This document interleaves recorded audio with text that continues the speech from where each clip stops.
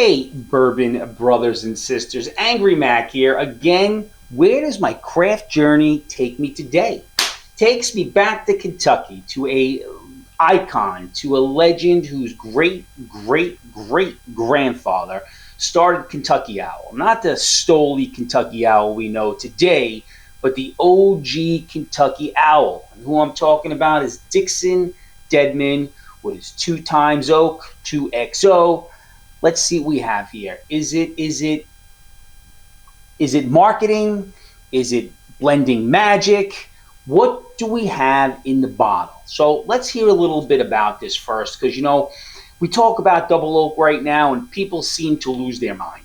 And that's just it. It's a big popular trend right now. So many good double oaks out there. And Dixon really believes in this process. And after he left Kentucky Owl, I think in 17, he leaves Kentucky Owl and he's not ready to settle in where he is. And he really looked for the right spot where he could develop this brand and this line. So we have a nice line here of 2XO. There's the icon, there's the single barrel, there's the everyday. I think it's the oak, the single barrel, and the icon. Different kinds here. I think I have the 2 icons here in the Innkeepers and which one is this? This is the Tribute Blend. And this is a pick that I did of Gem of Kentucky, which is absolute banger. You can find it at Pre-Liquors if there's any left. There wasn't many left last time I checked. If you want to see a great tater sticker, look at that. That's David Rickhouse swinging with Pre. Bromancing the Stone. If you know that movie, you're old. So let's see what this is all about. So is this just about something that smells great? Is it about something that tastes great? What do you think of double oak? I have my opinions on double oak, and by the end of this, you will know how I feel about the 2XO. So let's get into it. Is it serious blending? Is it serious craft? Or we're just looking for some great energy we have right now in 2026? As I said, founded by Dixon Dedman, non-distilling producer. He's there with a gentleman named Seth, who's absolutely fantastic. We wanted to pick with Seth there, not Dixon Dedman. Apparently, he's got an allergy to New York and David's Rickhouse. I don't know, there's some kind of law case coming on, but that's beyond me. So 2 times oak, secondary oak source. It goes into 1 barrel. It comes back out. It doesn't necessarily mean that it's a new barrel. It just means that it's an additional oak finishing. So you have your once oaked, and then you have it oaked again. 2 oaked. Some people are under the impression that double oak meant that it spent more time in the barrel, like twice as much. Not so much. If it spent twice as much as a 4-year, it would be an 8-year. It would still be a single barrel. So that X throws everybody off. It's not a multiplication in that sense. It's 2 times oak, not 2 times a number. Just saying, if you hear double oak, and once again, you assume it's twice as long in the barrel, something's not right.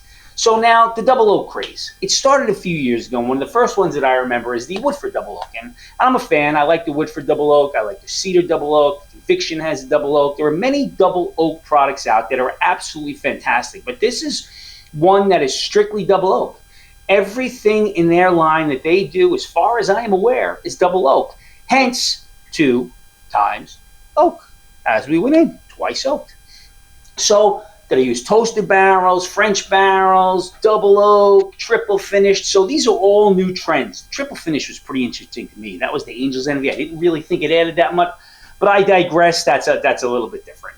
So it's finished in a barrel that once knew another barrel that had a friend of a barrel. So it was 2 barrels. Simple as that. So at what point are we cooking this bourbon, like reheating something just to make it taste better? And there are things we reheat to make taste better. Let's face it. Who doesn't like that nice bowl of pasta the next day, put in the pan, and some more sauce on it, put a little more cheese in it? It tastes fantastic. I'm a leftovers kind of guy. These aren't leftovers, though. These are better than the original. I'm just saying I haven't had the original just when it came out once, but I know how it tastes when it comes out the second time. It is absolutely fantastic. And let's be fair about the double oak. People have these conceptions. What is it going to taste like? It should add sweetness. So you should get some more upfront sweetness. You get some more classic caramel, vanilla. You should. Not always, because it could be in the barrel too long. It should add some increased tannins because it's taking more from the barrel. So once it goes into that barrel, it's taking more from the next barrel. Boost spice, I find some of them do, some of them don't. But I think the main goal is to boost a little spice because we're trying to make, not me, Dixon Dedman, whoever's doing these double oaks, are trying to make their product hit harder. They're trying to make them more flavorful. They're trying to really give you a product that you want to go out and try the whole line or continue to buy that bottle. Now, I've said it many times. I think everything is worth a try. And after you go that, am I going to try it and buy it? And then am I going to rebuy it? So I think that once you rebuy it, you're sold on all their product line because now you're willing to try more things. Like I have these three here. I had the other one at one time. I just finished. I think it was the Kiwi. I've tried the. I'd like to say the Sneakerhead was the other one I tried. I just had a sample and I absolutely love that one. So once again, we're talking about a legend, Dixon Dedman. Now let's. Is this really good? Is this really good? We know that Dixon knows blending. He's a legend. People wanted him to come work as soon as he left Kentucky Owl, but he wasn't ready. Does he make cohesive profiles? Do you know that these double oaks all have a very similar profile? I believe they do. They're not just random barrel dumps. They're similar dumps. Some of the batches have real balance. Some of them have a little bit more flavorful, but there's a background taste that I think are all the same on these. And that's what keeps me bringing back. It's the small nuances from blend to blend. You know, except the single barrels. Everybody knows the single barrels. I get this single barrel, another single barrel, completely different. Depends who picks it, depends where it comes from, depends where it is in the rick house. Hence the single barrel. You know, we all know that. Now, price point. Price point on double XO on these bottles right here, usually anywhere from say $85 to $100, $120. I think the single barrel, the Gem of Kentucky, is the highest in the line. I've seen it, the lowest is $185, and I have seen it over $200. This is a banger of a bottle, just so you know, but it's really in your price point range what you think is a good price point. These are about $89 to $99, and the other series, the Oak series, is their lowest series, from $50 to $70. So there's something out there for everyone, and they all have a similar profile because I think that Dixon really believes in that similar, let's get everybody in here and just modify and give some nuance and mess around with it, but we want to know what you're getting, and I think you're getting some really good product. Is there sourcing clarity? Well, you can read the back, and, you know, is there sourcing clarity? I'm not always sure. I know it's NDP.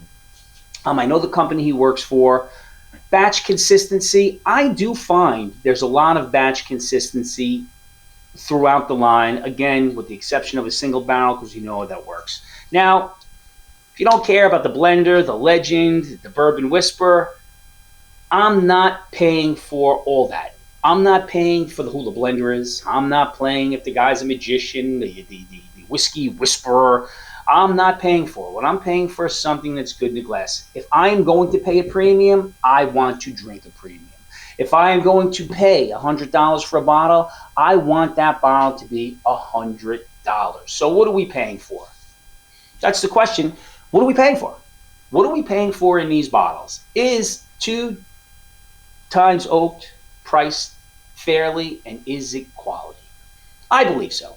I believe it's priced fairly. I do think that a lot of these bourbons are priced on the higher side once we hit the premiums, but they're all limited. They're not coming out every single year. You don't find them everywhere. They're not gigantic batches. You know, are we paying for the oak, or are we paying for the legend of Dixon Dedman? Are we paying for the blending?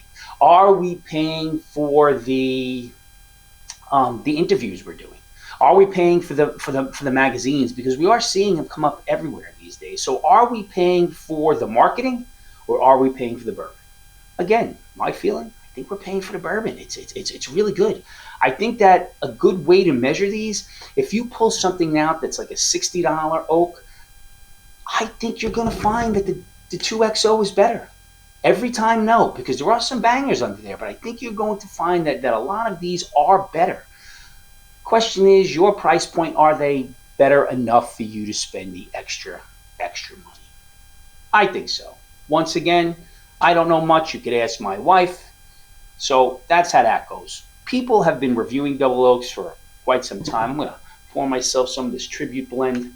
This actually is a fresh crack. I have not opened this one yet. We'll put this in the glass.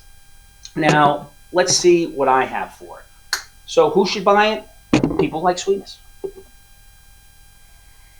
This is a very classic sweet caramel, cherry, vanilla in front. This is exactly what you'd want. If you're a fan of finished whiskey, this is for you. If you're curious to see different blends, this is for you.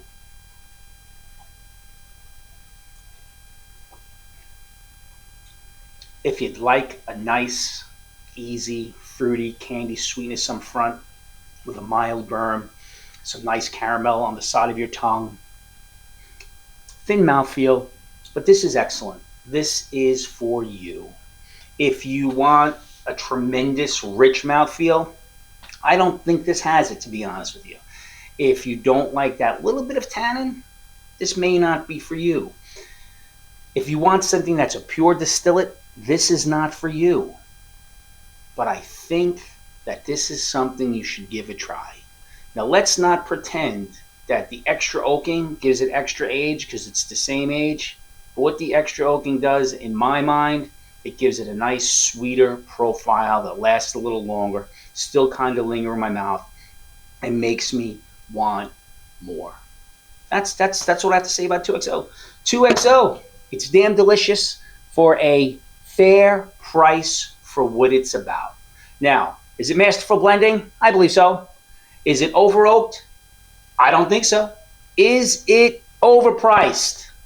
That really depends on what you're willing to pay. Is anything overpriced? No.